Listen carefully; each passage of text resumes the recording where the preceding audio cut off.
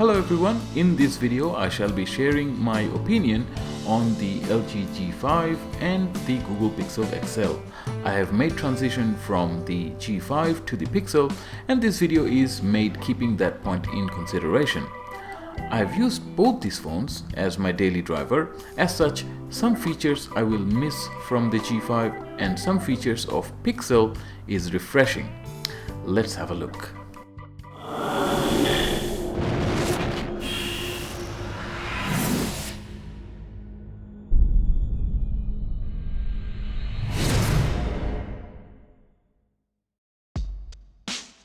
First thing, to start up the phone or to wake up, there is a feature, double tap to wake.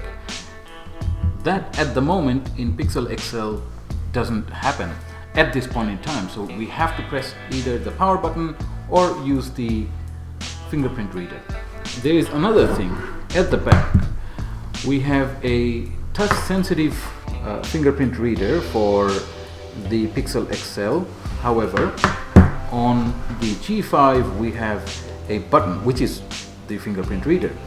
This apparently is fairly handy. Just touching it opens the phone, and if we press it again it puts it to sleep.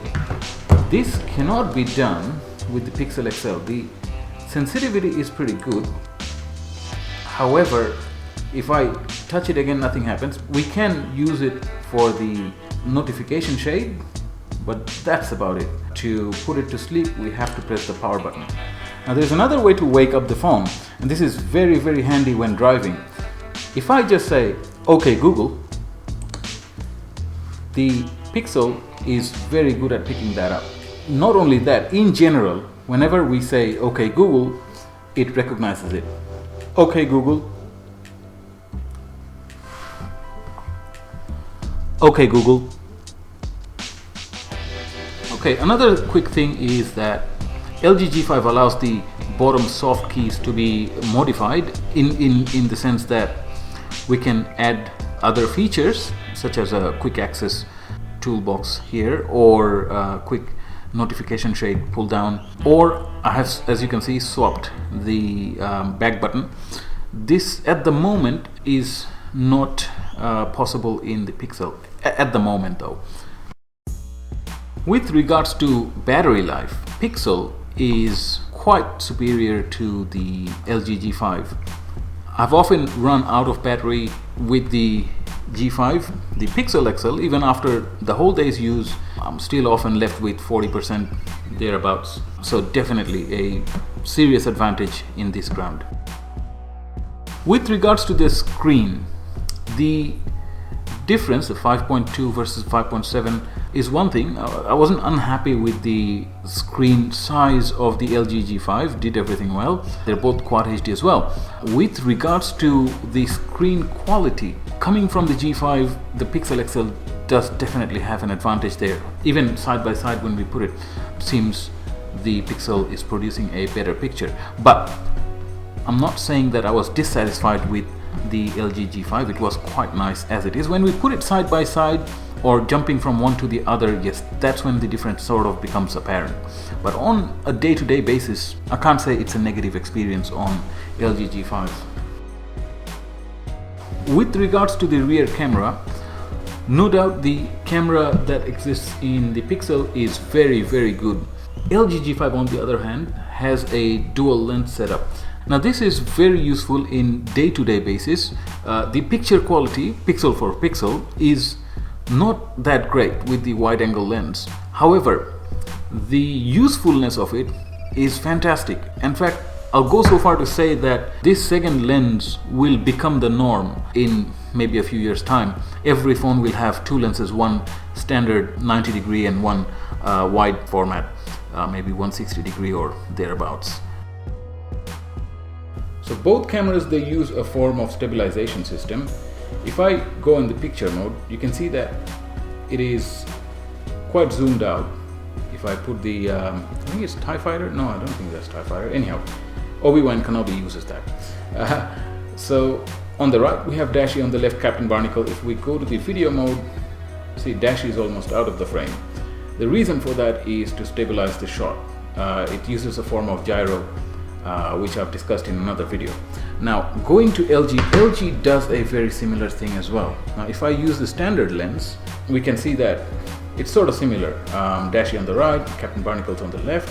And if I start recording video, that is, see, it zooms in. So Dashi is almost out, or if I keep Captain Barnacles in frame, Dashi is out. Now, the thing is, it has a secondary lens with which we can zoom out, and it happens seamlessly. It didn't have to shut off the video or anything, it just switched. And see, I'm moving the camera and it is stabilized. The motion happens first and then the video sort of follows. That's to keep the shot stabilized. Now, this wide angle lens is so handy. Like, this single thing alone is what I'm gonna miss so much that sometimes I questioned going to Pixel. It is not a great camera. This wide angle lens and the sensor behind it is not that great. It doesn't produce the best of footage. But on grounds of its usefulness, I miss it a lot. A few more things about stabilization. As far as my personal experience goes, while both the phones are using same technique to stabilize video, which is by moving the cropped frame as per reading from gyro and accelerometer, the Pixel happens to be jumpy at times when panning. So we are hoping this will be corrected in the upcoming updates.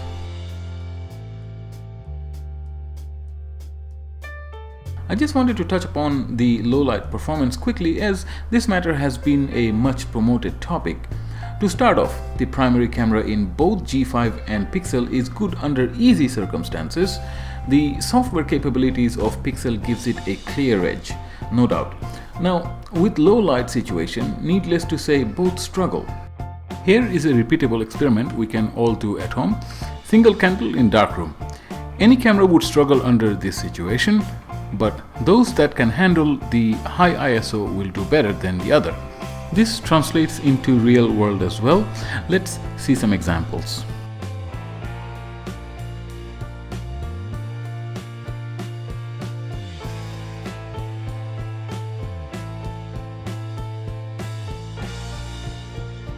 So it appears that in some situations the LG G5's camera performs a little bit better.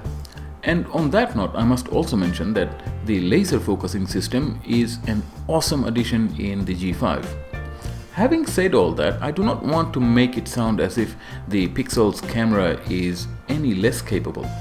If we ignore the wide-angle lens and the other extreme situations, the Pixel's camera did grab some awesome shots for me. Double tapping the power button gives instant access to the camera, a feature that helped me catch this wild black-tip shark. It was there for a very short instant, had to be quick. While we land, let me talk about the next point. There is one feature that is a big step in the right direction: the Supports tab in the Settings menu. This is a very important thing, especially for me as a Google brand ambassador. You see, on a day-to-day basis, we help a lot of people from all walks of life with inquiries that vary in complexity. The callback support from Google will definitely save a lot of people from traveling to us to seek help. And if the issue could not be resolved over the phone, we are there to help in person. But it is this one step, this one layer of support, that is something that other manufacturers are missing.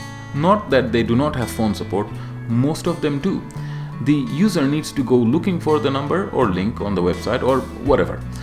Here with Pixel, you just demand and they call back. So this concludes the video. Quick disclaimer, before I leave, this is not a review video, but rather a commentary on moving from one phone to another. As mentioned, I am a Google brand ambassador, hence I'll avoid reviewing Google products. Salzburg is not affiliated with Google. If you have any questions or comments, please do let me know. And I'll see you in the next video. Bye for now.